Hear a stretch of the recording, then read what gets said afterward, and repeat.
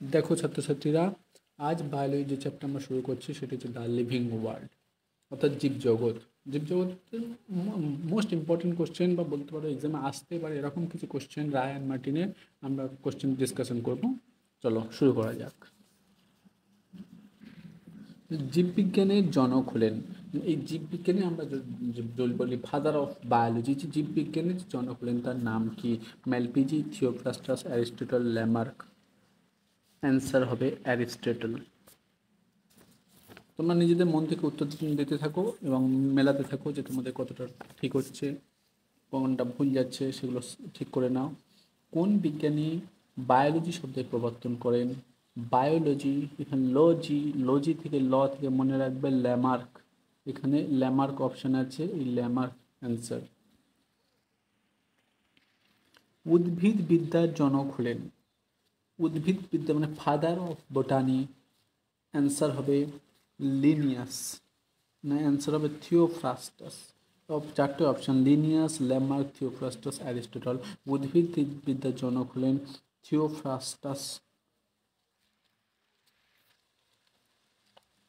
Biodiversity শব্দটি প্রবর্তন করেন, এই যে বায়োডাইভার্সিটি যে দামটা কি ফার্স্ট দিয়েছিলেন বা প্রবর্তন করেন বলতে পারো, এটার উত্তর হবে তোমরা জানো, এখানে লেখা আছে বা তোমরা নিজে থেকে চেক করতে পারো, সেটা হচ্ছে ডব্লিউ.জি. রোজেন। ডব্লিউ.জি. রোজেন হচ্ছে বায়োডাইভার্সিটি টার্মটা শব্দ প্রবর্তন করেছেন। বলছে জীব বৈচিত্র্য সৃষ্টির কারণ হলো যৌনজন বিচ্ছিন্নতা প্রকরণ সবকটি। জীববিদ্যা, এই যে চারটে অপশন যৌনজন বিচ্ছিন্ন প্রকরণ, অ্যান্সার হবে এই অল অফ দিস, যে সবকটি যেটা আছে। তো জীব বৈচিত্র্যের গুরুত্ব হলো বাস্তুতান্ত্রিক স্থিতিশীলতা বজায় রাখা, পরিবেশ দূষণ রোধ করা, জীবমণ্ডলের সার্বিক সংরক্ষণ কার্যকারিতা বজায় রাখা। ইউ বি এর কোনোটিই নয়, তাহলে অ্যান্সার এখানে কোনটা হবে তোমরা আন্দাজ করো দেখি। জীব বৈচিত্র্যের গুরুত্ব হলো বাস্তুতান্ত্রিক স্থিরতা বজায় রাখা এবং পরিবেশ দূষণ রোধ করে জীবমণ্ডলের সার্বিক সংরক্ষণ ও কার্যকারিতা বজায় রাখা। আমাদের প্রজাতির বিচ্ছিন্নতা সৃষ্টি হয়, প্রজাতির বিচ্ছিন্নতা সৃষ্টি হয়, চারটে অপশন দিয়েছে, তোমরা দেখো এর মধ্যে কোনটা উত্তর হতে পারে। প্রজাতির বিচ্ছিন্নতা যে সৃষ্টির মধ্যে উত্তর হবে সেটি হচ্ছে এই অপশনটা, জিনগত। দেখ একটি অঞ্চলের বিভিন্ন জীবগোষ্ঠীর মধ্যে এটা দেখো, একটি অঞ্চলের বিভিন্ন জীবগোষ্ঠীর মধ্যে যে বৈচিত্র্য দেখা যায় তা হলো আলফা বৈচিত্র্য, বিটা বৈচিত্র্য, গামা বৈচিত্র্য, গ্লোবাল বৈচিত্র্য। অথবা আরেকভাবে প্রশ্নটা হতে পারে যে একটি বৃহৎ অরণ্যের সকল স্তন্যপায়ী প্রাণীর বৈচিত্র্যকে বলে প্রজাতিগত বৈচিত্র্য, জিনগত বৈচিত্র্য, আলফা বৈচিত্র্য, বিটা বৈচিত্র্য। এটা বলো, ওটা যেমন প্রজাতির বিভিন্নতা সৃষ্টি করে সেটা অ্যান্সার হয়েছিল জিনগত। বাট এখানে বলে দিয়েছে একটি অঞ্চল, যখন মার্ক করে দিয়েছে এখানে একটি অঞ্চল, দেখো তোমরা দেখতে পারো একটি অঞ্চল মানে একটি স্পেসিফিক করে দিচ্ছে, যখন একটি অঞ্চলের মধ্যে সীমাবদ্ধ করে দিচ্ছে তখন তোমরা একদম নিশ্চিন্ত থাকতে পারো যে আলফা বৈচিত্র্য। তোমরা এরকমভাবেও মনে রাখতে পারো যে একটি অঞ্চল এক এ, আর এখানে আলফা, তাহলে এ আলফা বৈচিত্র্য। বিটা বৈচিত্র্য ওর থেকে একটু বড়, গামা বৈচিত্র্য এটা বড় ইকোসিস্টেমের মধ্যে যে বৈচিত্র্য সেটা গামা বৈচিত্র্য। আলফা বিটা গামা এরকমভাবে স্টেপ বাই স্টেপ আলফা ছোট একটা অঞ্চল, যখন দুটো অঞ্চল বা একটা কমিউনিটি হয়ে যাচ্ছে তখন বিটা, ওর থেকে বড় ইকোসিস্টেমের মধ্যে যখন গামা, এরকমভাবে তোমরা মনে রাখতে পারো। দেখো ওখানে যেটা বুঝিয়েছিলাম সেটা এখানে এই কোশ্চেনে চলে এসেছে, বলছে একটি বৃহৎ ভৌগোলিক অঞ্চলের বিভিন্ন বাস্তুতন্ত্রের বিভিন্ন সম্প্রদায়ের জীব প্রজাতির সামগ্রিক বৈচিত্র্যকে বলা হয়। বৃহৎ ভৌগোলিক বলেছে, তাহলে এখানে তোমরা কোনটা অ্যান্সার দেবে? এখানে যেটা অ্যান্সার দেবে সেটা হলো বিটা গামা জিনগত কী দেবে, এখানে দেবে তোমরা গামা বৈচিত্র্য। ওখানে যেটা বুঝিয়েছিলাম সেটা এখানে উত্তর চলে এসছে। বলছে এক প্রদত্ত কোন অঞ্চলে সর্বাপেক্ষা বেশি প্রজাতি বৈচিত্র্য পরিলক্ষিত হয়, এটা তোমরা নিজে থেকে উত্তর দাও, দেখো অ্যান্সার চলে আসবে তোমাদের। প্রদত্ত কোন অঞ্চলে সর্বাপেক্ষা বেশি বৈচিত্র্য পরিলক্ষিত হয়, তোমরা এটা অবশ্যই পারবে। সেটা হলো এখানে অপশন দেখো ভালো করে, হিমালয়, অ্যামাজন অরণ্য, ভারতের পশ্চিমঘাট প্রোগ্রাম, মাদাগাস্কার। সর্বাপেক্ষা আমরা সেই ইকোলজি বায়োডাইভার্সিটি চ্যাপ্টারটার মধ্যে এই বিষয়ে বলা আছে, অ্যামাজন অরণ্য হচ্ছে একটা প্রজাতির বৈচিত্র্য পরিলক্ষিত বৃহৎ অ্যামাউন্টে, অর্থাৎ অ্যামাজন অরণ্য এখানে অপশন আছে, তা তোমরা অ্যামাজন অরণ্যটাকে ক্লিক করবে। এখানে অ্যামাজন অরণ্য, যে অধিক জীববৈচিত্র্য সম্পন্ন বাস্তুতান্ত্রিক অঞ্চলগুলিকে হটস্পট রূপে বর্ণনা করেন। অধিক জীববৈচিত্র্য সম্পন্ন বাস্তুতান্ত্রিক অঞ্চল হটস্পট, হটস্পট নাম কোন দিয়েছিলেন বা কে দিয়েছিলেন? হটস্পট নামটা তোমরা মনে রাখবে, নরম্যান মেয়ার্স। ওই নরম্যান মেয়ার্স যে অপশন আছে, নরম্যান মেয়ার্স হটস্পট নামটা বর্ণনা করেছিলেন। তারপরে তোমার পৃথিবীর জীববৈচিত্র্য হটস্পটের সংখ্যা, যদি বলা হয় ওয়ার্ল্ডে পৃথিবীর জীববৈচিত্র্য হটস্পটের সংখ্যা, তোমরা উত্তর দেবে 36। বারবার বলছি, মনে রাখবে যে যদি বলা হয় পৃথিবীর মধ্যে হটস্পটের সংখ্যা, তখন কিন্তু 36। যদি বলা হয় ইন্ডিয়ান হটস্পটের সংখ্যা, ইন্ডিয়ান হটস্পটের সংখ্যার মধ্যে যদি কন্ট্রোভার্সি হয় 3 আর 4। দেখো বাংলা বইয়ের ডাটা অনুযায়ী চলো, তাহলে অ্যান্সার হবে 4। আর যদি তুমি এনসিইআরটি বইয়ের ডাটা অনুযায়ী চলো, তাহলে অ্যান্সার হবে 3। দেখো এনসিইআরটি বইয়ের ডাটা অনুযায়ী যে 3টে আছে, সেটা হচ্ছে ওয়েস্টার্ন ঘাটস অ্যান্ড শ্রীলঙ্কা একটা, তারপরে ইন্দো বার্মা আর ইস্টার্ন হিমালয়, এটা তিনটে, এই তিনটে। কিন্তু যদি বাংলা বই ডাটা অনুযায়ী চলো, ওয়েস্টার্ন ঘাটস আছে 1 নম্বর, 2 নম্বর ইস্টার্ন হিমালয় আছে, 3 নম্বর ইন্দো বার্মা আছে, 4 নম্বর হচ্ছে সুন্দারল্যান্ড। এটা বাংলা বইয়ের ডাটা অনুযায়ী অ্যান্সার হবে 4।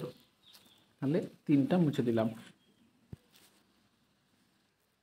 দেখুন, ভারতে একটি হটস্পট হলো, ভারতে একটি হটস্পট হলো একটা, যদি বলা হয় হটস্পট, এখানে বাংলা বইয়ের ডাটা অনুযায়ী তোমরা বুঝতে পারছো, সুন্দারল্যান্ড অপশন হচ্ছে, সুন্দারল্যান্ড অ্যান্সার হবে।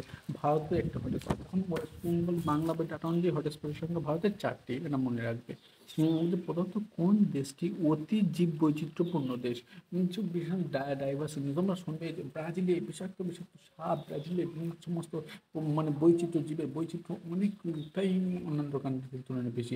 ব্রাজিলের অ্যামাজন অনেকটা পার্ট অফ ব্রাজিলের মধ্যে পড়ে। এতে প্রদত্ত কোন দেশটি অতি জীব বৈচিত্র্যপূর্ণ? অ্যান্সার হবে ব্রাজিল। যে ব্রাজিল। সমগ্র জীব বৈচিত্র্যে প্রদত্ত কোন প্রজাতিটি সর্বাধিক পাওয়া যায়? এটা তোমরা বায়োডাইভার্সিটি চ্যাপ্টারটা সার্কেল করে একটা বিভিন্ন ফাঙ্গি, অ্যালগি, মস একটা ডায়াগ্রাম আছে, ওখানে দেখবে যে ফাঙ্গির জীব বৈচিত্র্য ডায়াগ্রামের মাধ্যমে বুঝিয়ে দিয়েছে ফাঙ্গিটা সর্বাধিক। সমগ্র জীব বৈচিত্র্য কোন প্রজাতিটি সর্বাধিক পাওয়া যায়? সেটা হচ্ছে ফাঙ্গি। জীব বৈচিত্র্যের বিলুপ্তির প্রধান কারণ, অপশন এ দূষণ, অপশন বি খাদ্যাভাব, সংরক্ষণের অভাব, জলাভাব। জীব বৈচিত্র্য বিলুপ্তির প্রধান কারণ হলে সেটি হচ্ছে দূষণ। জীব বৈচিত্র্য অবলুপ্তির কারণ, যেমন অবলুপ্তির কারণ এখানে অরণ্য ধ্বংস, বাসস্থান দেওয়া আছে। একটা অপশন হচ্ছে পরিবেশের উপাদানের যথেষ্ট ব্যবহার। তারপরে দেওয়া আছে বহিরাগত প্রজাতির অনুপ্রবেশ। অপশান নিয়েছে সবকটি। তো জীব বৈচিত্র্য অবলুপ্তির কারণ, এই সবকটি হচ্ছে জীব বৈচিত্র্য অবলুপ্তির কারণ।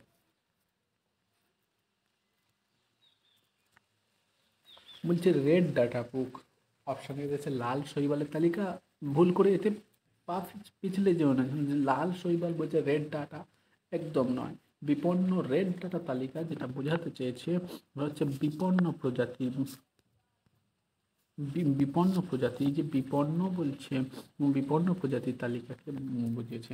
মনে রাখবে রেড ডাটা বুক, তোমরা যদি বাংলা বই পড়ে থাকো বারবার ওয়ার্ডটা লেখা আছে, যেটা বিপন্ন প্রজাতির তালিকা IUCN থেকে নির্বাচিত।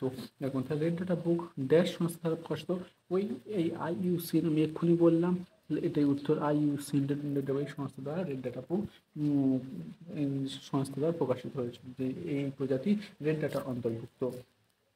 এদের মানে রেড ডাটা বলতে এটা বোঝা যায় যে কোন প্রজাতি বিলুপ্তি মানে খুব চূড়ান্ত পর্যায়ে আছে, যে এই প্রজাতি, এই বাঘ, এই সিংহ, এই প্রজাতি এতটাই বিলুপ্ত হয়ে গেছে, এত পার্সেন্টেজ বিলুপ্ত হয়ে গেছে, আর এতটাই বেঁচে আছে। রেড ডাটা এইসব বিষয় মানে ব্রিফে বলা আছে। মানে কোনো জীবকে তার প্রাকৃতিক পরিবেশে সংরক্ষণ করাই হলো। তো 35 কোশ্চেনটা দেবে, 36 কোশ্চেন। যে কোনো জীবকে তার প্রাকৃতিক পরিবেশে সংরক্ষণ হয়, তার প্রাকৃতিক তার নিজস্ব পরিবেশে যে সংরক্ষণ, তখন তার নিজের এরিয়া বা নিজের সংস্থা, নিজের বাসস্থান, নিজের এনভায়রনমেন্টের মধ্যে যদি সংরক্ষণ করে, তখন বলা হয় ইনস্টিটিউট সংরক্ষণ। ইনস্টিটিউট সংরক্ষণ হিসাবে তখন 37 কোশ্চেনটা দেখো, বলছি ইনস্টিটিউট সংরক্ষণ হলো, ইনস্টিটিউট সংরক্ষণ দেখো উদ্ভিদ উদ্যান, সিড ব্যাংক, চিড়িয়াখানা, এই সমস্ত এগুলো হচ্ছে এক্সিটুর এক্সাম্পল। সিড ব্যাংক, যত ব্যাংক আছে এত এক্সিটুর চান্স এখানে ইয়াদ রাখতে পারো। চিড়িয়াখানা জীবের আবাসস্থলের বাইরে সংরক্ষণ করা হয়। উদ্ভিদ উদ্যান এই বিভাগের অ্যান্সার হচ্ছে বায়োস্ফিয়ার রিজার্ভ। মনে রাখবে এটা হচ্ছে ইনস্টিটিউট সংরক্ষণের মধ্যে পড়ে। ভারতের একটি জাতীয় উদ্যান হলো, ভারতের জাতীয় উদ্যান যেটা বলছে মনে রাখবে তোমরা, যে জাতীয় উদ্যান যখন বলছে বা তোমরা আরেকভাবে ওটা অভয়ারণ্যভাবে চালাতে পারো, যে কোনো কোনো বই অভয়ারণ্য বলতে পারে, সেটা হচ্ছে উত্তরপ্রদেশের যে করবেট আছে এইটা জাতীয় উদ্যান বা অভয়ারণ্য দুটোর মধ্যে কোই ভি ওয়ার্ড, কোনো ওয়ার্ড যদি বা ইউজ করে দেওয়া হয় উত্তরপ্রদেশের করবেট। আমাদের তুমি জানবে পশ্চিমবঙ্গের যে অভয়ারণ্য আছে সেটা হচ্ছে সুন্দরবন। আর ভারতের জাতীয় উদ্যান বা জাতীয় অভয়ারণ্য যেটা সেটা হচ্ছে উত্তরপ্রদেশের করবেট। বলছি ভারতের একটি জাতীয়, ভারতের একটি অভয়ারণ্য, ভারতের একটি অভয়ারণ্য ভারতের যদি বলা হয় তখন ভারতের যে উত্তরপ্রদেশে করবেট, উত্তরাখণ্ডের করবেট, এখানেও সেম উত্তর আসবে সেম। পশ্চিমবঙ্গে এখানে চলে আসছে, পশ্চিমবঙ্গে একটি অভয়ারণ্যের নাম কোনটা, পশ্চিমবঙ্গে একটি অভয়ারণ্যের নাম তোমরা এখানে দেখো লেখা আছে আগাস্তামালাই ডাম্পা, অগাস্তামালাই ডাম্পা।